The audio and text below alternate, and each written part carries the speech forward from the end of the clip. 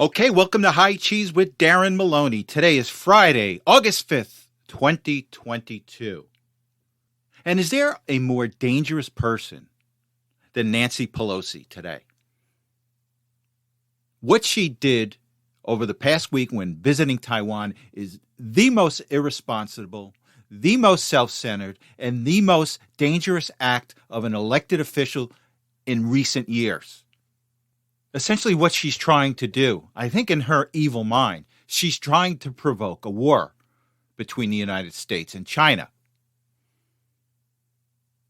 I can't think of any other motivation other than to bookend her so-called legacy in history, and I'll get into that later. But here's a woman that for the past 6 or 7 years, particularly under Donald Trump, has undermined the progress of America. And it's only because of her own personal hatred for Trump. And what she's done is she's let her own personal hatred of Trump undermine the country. And this last stunt she did with China just is absolutely ridiculous. And again, I'll get into that later. But just out of the blue, she decides she's going to go to Taiwan. And she's an evil person. Evil person, whether it's Putin in Russia, or Xi in China, they're going to take advantage of Biden's weaknesses. And Pelosi took advantage of the Biden administration's weakness. She just said, I'm going over. I don't care what you think. I'm going. Apparently, the administration tried to talk her out of it, but they were unsuccessful. And again, that is just showing China the weakness of the United States. And it escalates the probability that we get into an armed conflict with China. And it's all about her. And you're thinking about it, of all the time that you want to provoke China, we are at a weak point. Our economy is weak. Our military is having problems with getting new recruits because the military is more involved with wokeness than with fighting. They'd rather have a woke army, a transvestite, sensitive army, rather than guys that can go out and kill. And that's what you want from your army, the ability for them to kill. So we have a problem with getting new recruits. We're shipping a ton of armaments and depleting our own to Ukraine. Our economy is in bad shape. And what does Pelosi do? Oh, yeah, let's poke China. Let's try to get into a war with China. We're at our weak point. We have a weak administration. We have a weak economy. Our military's weak. And Pelosi goes over there because it's all about her. And here's what she's trying to do. She's trying to cement her legacy as some anti-Chinese elected official. So what she did is early in her career, she visited Tiananmen Square. I think it was 2 years. I think it was in 1991, a couple of years after the Tiananmen Square revolt was repressed by the Chinese government. So she went out there, snuck away, went to Tiananmen Square and unfolded some small flag that said, oh, we remember the people that protested in Tiananmen Square. And the Chinese weren't happy at the time. And she knows her career is ending and she wants to be remembered as somebody that fought back against China, which is farthest thing from the truth. But in her mind, she doesn't care about the details. She just is more interested in 100 years from now, 200 years from now, God willing. People will view her as some anti-Chinese warrior, which is the farthest thing from the truth, which is so ironic.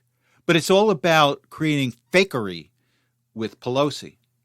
And it's all about her.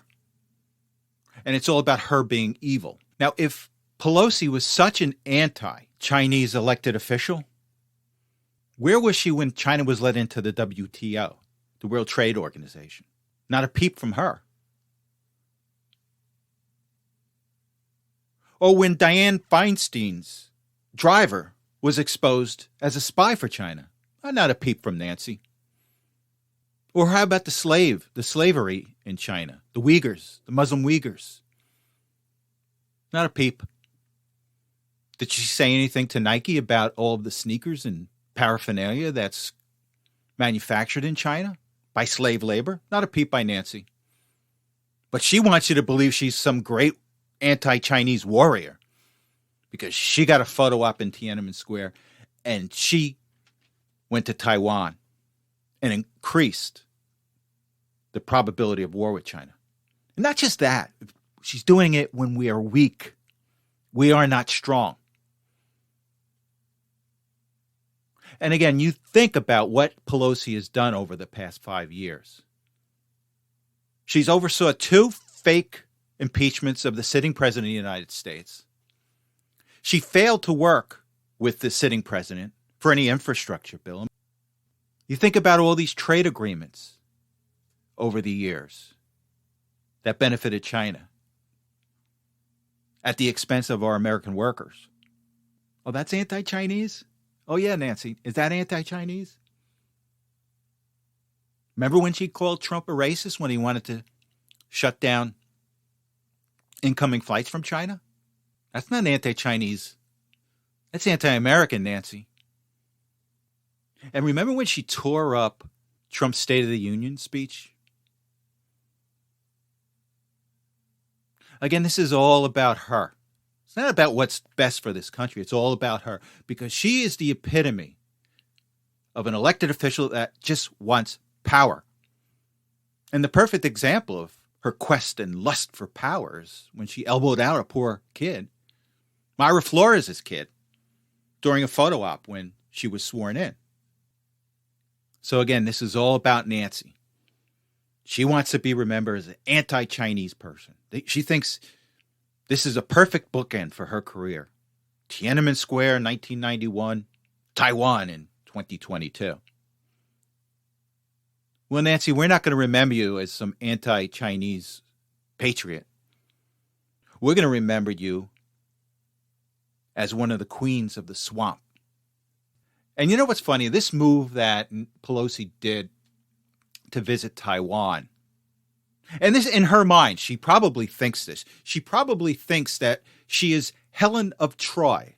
Bear with me on this. I studied Greek mythology when I was in college. So who Helen of Troy was, she was the most beautiful person in the world. And she was the wife of Menelaus, the king of Sparta. And what happened is Paris, the son of the king of Troy, kidnapped Helen and brought her back to Troy. And this started the Trojan War. So Menelaus wanted his wife back, and they went to war. And I think Nancy fancies herself by this decision as being a modern-day Helen of Troy. And you think about it. She's in her mind, oh, I've got so much power. I can start a war if I want to. And that's how she feels. And that's how people that lust for power ultimately self-implode and implode those people around her, including a country. So she wants to be the modern-day Helen of Troy. And you remember the phrase, the face that launched 1,000 ships. In her mind, that's what she wanted. But in reality, it's more like the face that launched a drunken husband. So now what we have here is we have China is suddenly doing war games around Taiwan. Believe it or not, shocking, huh? And now there's talk about a blockade. There's talk about China blockading anything coming in and out of Taiwan. Taiwan supplies a vast majority of chips to the United States. And it's an integral part of our economy here. I remember last week I spoke about they had passed legislation to bring chip making back into the United States. But that's going to take 10 years before we ever get any results, if we get any results from that legislation that the Biden administration had Congress pass. And to add insult to injury for the United States, and this is ironic, now China is coming out and saying, look, we're not going to help, we're not going to cooperate in any climate change negotiations. So you just lost that, Nancy. But again, we know it's not about the country. It's about you. It's about what you want to do. about your lust for power. And I firmly do believe in her mind she gets off on the fact that she could start a war. Now, speaking about people that screwed this country up over the past 30 or 40 years, let's talk about Dick Cheney. He's on the other side of the aisle, at least on paper. Dick Cheney, the former Vice President of the United States, the architect of likely the biggest blunder that any American president has ever made, the Second Iraqi War. So what I want to do is I want to go to a clip of a commercial that just dropped by Dick Cheney endorsing his daughter, Liz, who's going to get blown out in the Wyoming Republican primary. And as you know, Liz Cheney is leading the charge against Donald Trump. And again, this is all personal. It's not about the Constitution. It's not about you. It's not about me. It's not about the democracy. It's all about Liz Cheney trying to get Trump. Now, she's not going to succeed, but it's all a personal thing. So let's go to this clip, and then we'll come back and discuss. In our nation's 246-year history, there has never been an individual who is a greater threat to our republic than Donald Trump. He tried to steal the last election using lies and violence to keep himself in power after the voters had rejected him. He is a coward. A real man wouldn't lie to his supporters. There is nothing more important she will ever do than lead the effort to make sure Donald Trump is never again near the Oval Office. And she will succeed. I am Dick Cheney. I proudly voted for my daughter. I hope you will too. No greater threat to the Republic? How ironic is that? Now, Cheney was the most hated Republican in the country. So he's happy. You know, he just throws it on Donald Trump. The only difference is that now we've got rhinos and left-wing wackos that are hating on Trump. But Cheney doesn't care. Hey, just get that moniker off of me. And how ironic is this, that this is the guy, and he's got a lot of nerve to talk about lying and misleading. He was the architect in this blunder of the Second Iraqi War, which, if you can remember, killed and maimed so many American kids, drove up our debt by trillions and trillions of dollars, and helped bring in Barack Obama and this far left-wing ideology that we're fighting today. So it's so rich. But again, my point is Nancy Pelosi, Dick Cheney, on paper, they're on different sides of the aisle, but ultimately they're in it for themselves and they're screwing the American people. How come, Mr. Cheney, why didn't you talk about getting us into this war and the company where you have close ties to, Halliburton, benefited from this war exponentially? Oh, there's no conflict of interest there? There wasn't some payback, little favor bank going on by you by getting into this war and giving contracts to Halliburton?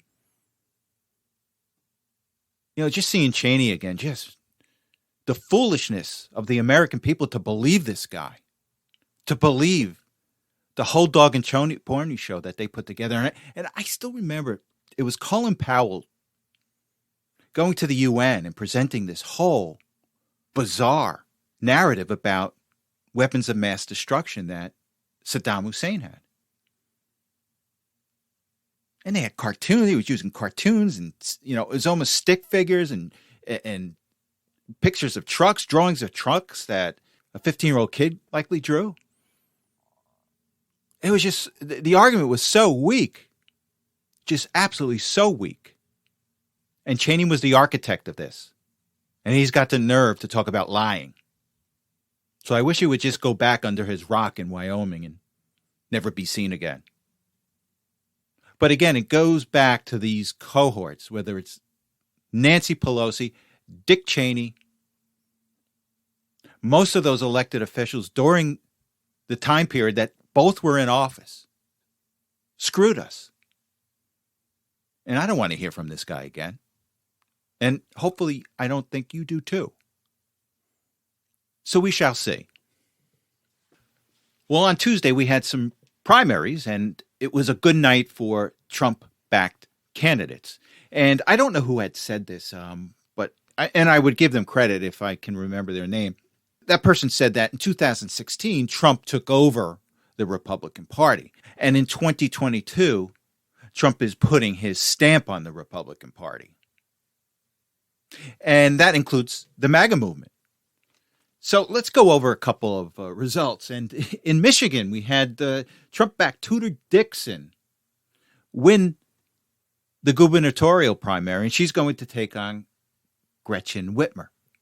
Now, the one I find interesting is that Representative Peter Mayer, he lost to Trump-backed African-American candidate John Gibbs. And again, Mayer voted to impeach Trump. So it's a little payback for Mayer. Now, the interesting MAGA sweep was in Arizona, where MAGA-backed candidates took the gubernatorial nomination, the attorney general nomination, and the secretary of state nomination. Now, Mark Fincham took the secretary of state nomination, and Abe Hamadeh took the attorney general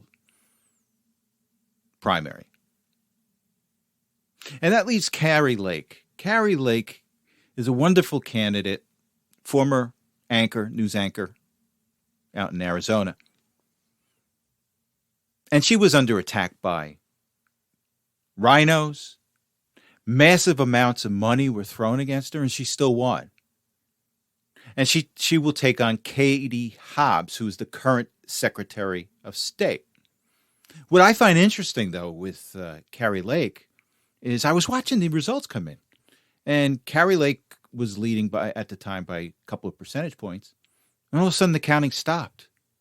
Now, on Katie Hobbs' side, the Democratic side, the 91% of the vote had come in. But for some reason, Kari Lake and the Republicans, they were stuck at 81% for a while. And I just find it so strange because Lake and the Republicans were stuck at 81%. I later found out that I think it was Pinal County had shorted the number of ballots in their voting precinct. And that still should not have resulted in Kari Lake's vote being stopped. So there's got to be something more than that. I think that there was a message going on here, whether it was by rhinos, by the Democrats, or by both, that they could still screw around with Kari Lake's vote. And I heard that the supervisor of elections at Pinal County was fired. And who knows? Is he going to sue? And then is there going to be some interesting information coming out in that lawsuit? Who knows? But there was something going on here with Kari Lake, and I think we should take a look at what's going on. Now, part of me thinks it was intentional. It was a way of Hobbs just showing you, I can still screw you if I want. The establishment can still screw you if we want. Not only that, it took away some of Kari Lake's momentum that she could have had on election night. So it's so ironic. But this is what we're dealing with. And they're not going to go down without a fight. And we think we're going to take the House. But remember, they are going to fight back strong. Because now the coalition is the far left and rhinos. Now, the good thing about, and what I mean about rhinos, I'm talking about a very few number of individuals, but they have a loud voice. They either have a lot of money behind them or they have name recognition. A good example is Chris Christie, former governor of New Jersey. He's a rhino. He's got name recognition. You see him on Sundays on George Stephanopoulos' show. But he's only one person. And as I have always said, there are more of us than them. MAGA is working class, Hispanics, African American men,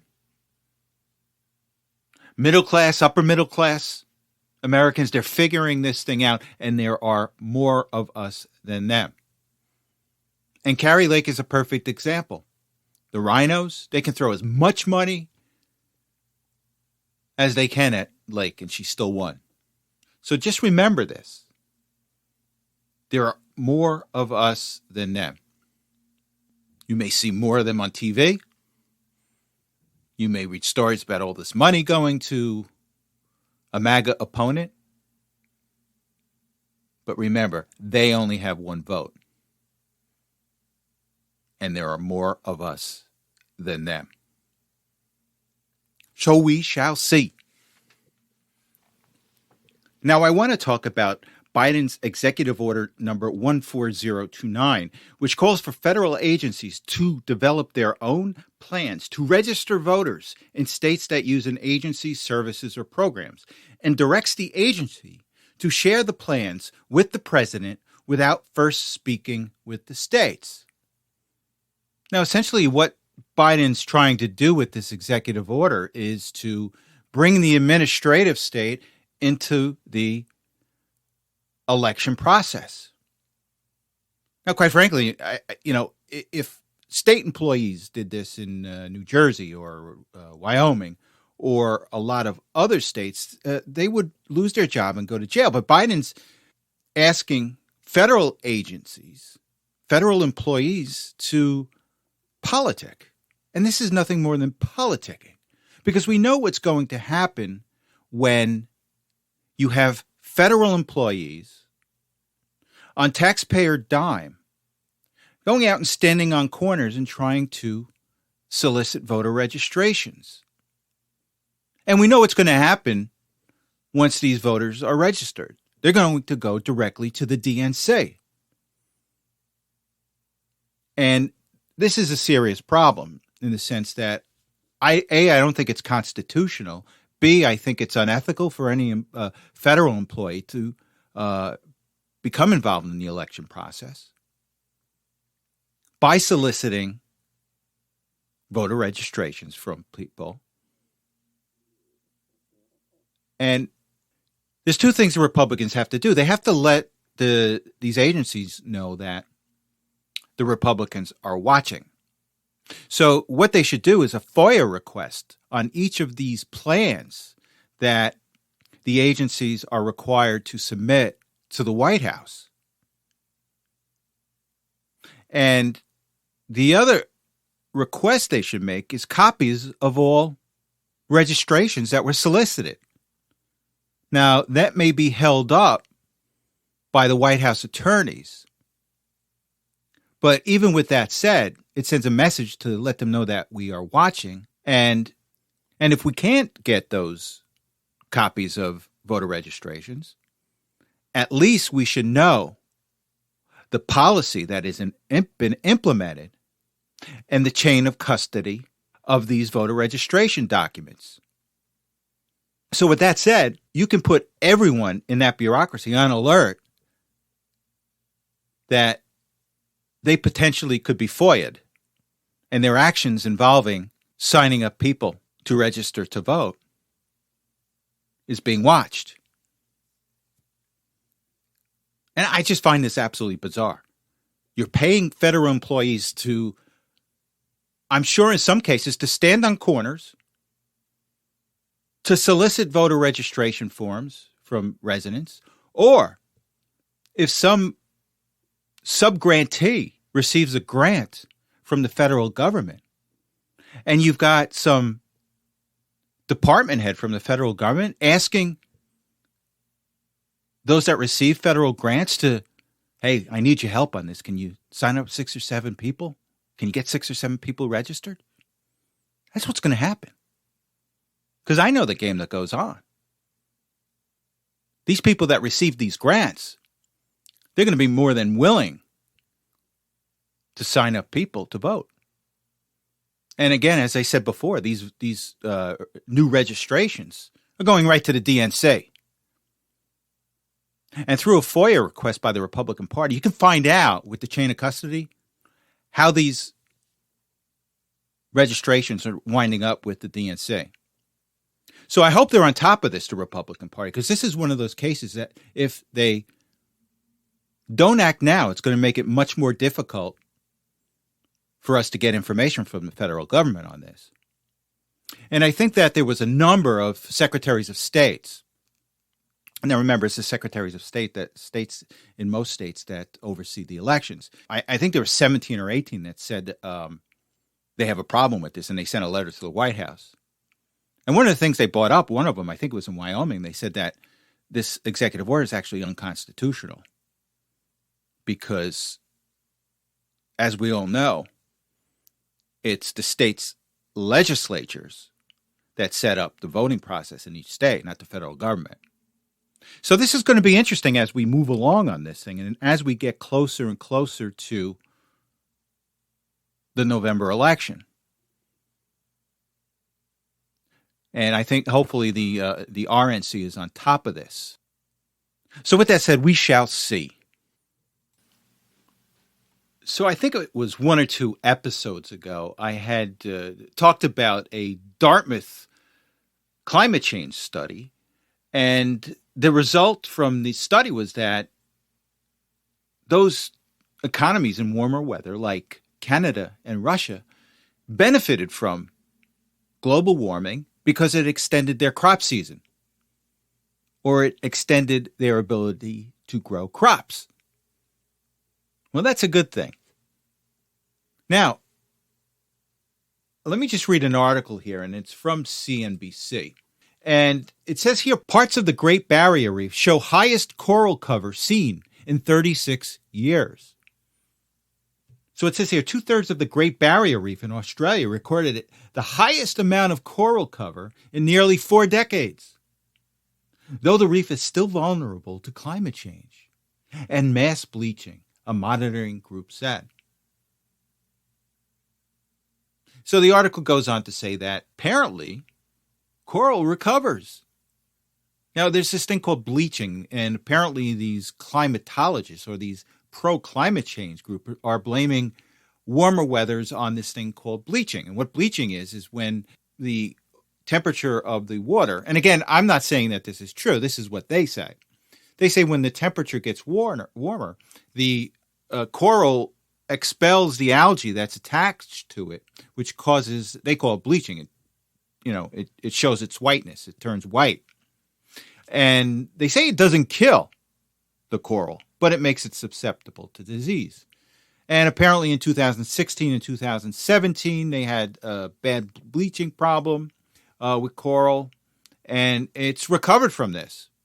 And this is what they don't understand about the climate. The climate is always changing, and the climate recovers. Coral recovers. Humans adjust to their surroundings. And the one thing they kind of bury, or they like to bury, they say pollution can affect bleaching of coral. So my question to them is, why does pollution take a backseat to climate change for these people? Because it's not part of their narrative. And this is why they have a bizarre mentality. Oh, pollution's only a sideshow here. Nothing to see here. Climate change is, though. And let me tell you, you take care of the environment, everything else will take care of itself. But the climatologists, the pro-climate change group, doesn't want you to know that because this is their religion. They want you to worship the climate, bring gifts to the climate gods. And as we get similar studies that come out, I'll present them to you because there's only one God and it's not nature. God created nature, but they don't acknowledge that. Again, these people are just secularists. They believe in a secular world. There is no God. There is no afterlife. So they have to create their own gods that they can placate. And climate change is one of them. So good luck to them. I don't think so. Okay, let's take a look at the markets. I spent a lot of time on economics and the market last episode. So I'm going to keep this one relatively short. So let's go to the Dow. The Dow finished for the week slightly down to 32,803.47. Year to date, the Dow is down 9.73%. The S&P finished up slightly for the week to 4,145.19. And year to date, the S&P is down 13.03%, while the NASDAQ finished slightly up for the week to 12,657.56. And year to date, the NASDAQ is down 19.1%. There was a surprise in the payrolls this week, and the estimate was 258,000 jobs created. However, 528,000 jobs were created. So it was a surprise, and we shall see what happens. The CNBCs of the world and the Bloombergs and the cheerleaders of the Democratic Party who want to see this market driven up are trying to use this as a positive thing. And quite frankly, nobody knows. So with that said, the 10-year was up 15 basis points today to 2.827, while the 2-year note was up 20 basis points to 3.242%. Again, this is an inverted yield curve, which is indicative of a recession. So one thing I wanted to point out that's very important, an important number came out today, and that was wage growth. And year over year, wages grew 5.2%, again, year over year. However, our inflation rate is at 9.1%. So essentially, we are nearly 4% behind the 8 ball. So over the past year, your paycheck is worth almost 4% less. And people like to say, well, that's a tax. And it is a tax. You're getting taxed. You've been taxed 4%. Right off the top over the past year. And this is why inflation is terrible for the middle class, terrible for the working class, because they need the money. And a vast amount of Americans are living paycheck to paycheck. So this is not a good number for those Americans. Now, this inflation rate, this spread between wage growth and inflation likely has something to do with another number that came out today at 3 o'clock, consumer credit. The estimate was $27 billion. However, the actual number that came in was $40 billion. Consumers are borrowing at a tremendous rate. And I'm sure this has to do with the fact that they're falling behind in their wages. So they're falling behind in their wages. And they have to make that up somewhere. And they're making it up somewhere by borrowing it, just putting things on credit cards. That's not a good sign. So gold futures. Gold is trading right now at $1,792.40, while silver futures are trading at $19.86.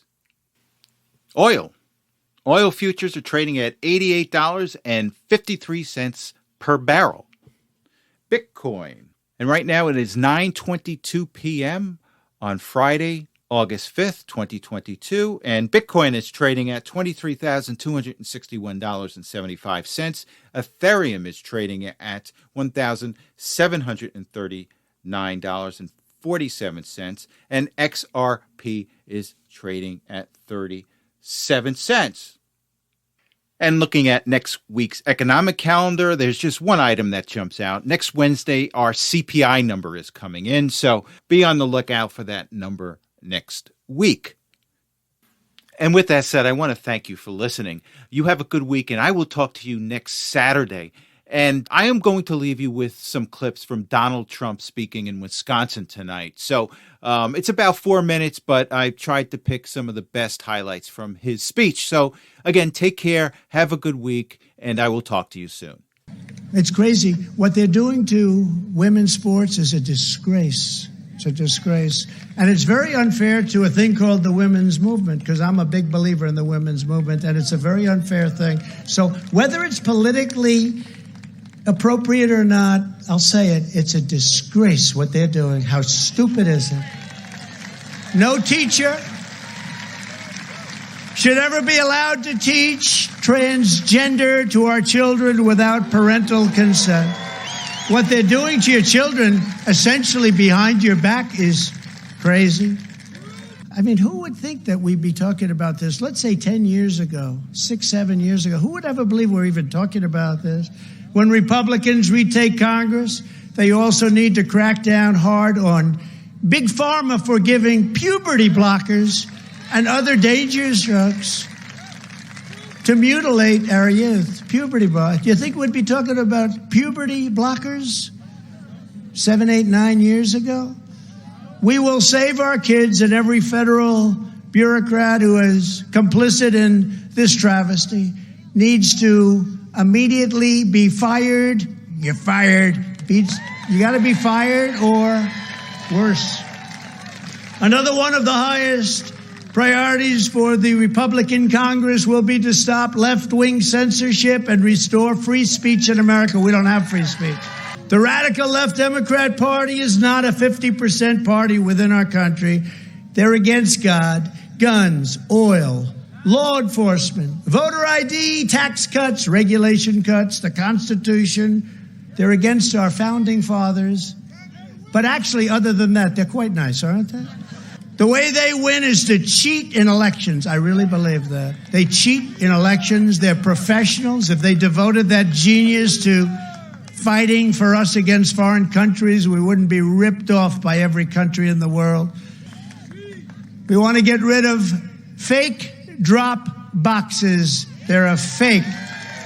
It's a disgrace. No private money pouring into local election offices should be allowed, and ultimately we need same-day voting with only paper ballots. So France just had an election. You know, it's a country, big country. 35 million people voted. It was paper ballots, and it was a same-day election. One day, 10 o'clock in the evening, you listen to the results, and my friend Macron won, and a young lady lost, and she wasn't complaining.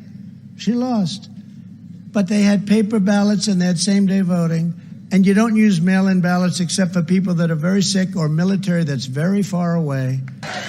And in 2024, most importantly, we are going to take back our magnificent White House. We're going to take it back. We will shut down Biden's border disaster, reinstitute our strong Remain in Mexico policy, strengthen the patriots of ICE and Border Patrol. We will again end catch and release, one of the dumbest programs ever. We will end chain migration. We will end the visa lottery, and we will clamp down on illegal immigration just like we did less than 2 years ago when we set record lows on illegal immigration and drugs. We will stop the crime wave in Democrat-run cities. We will give our police the power they need and the respect they deserve. And we will not take immunity protection away from our police. We will restore law and order in America. We will protect innocent life. We will defend our Constitution. We will defend our totally under siege Second Amendment. It's under siege. They want to take your guns away. And we will proudly uphold the Judeo-Christian values and principles of our nation's founder.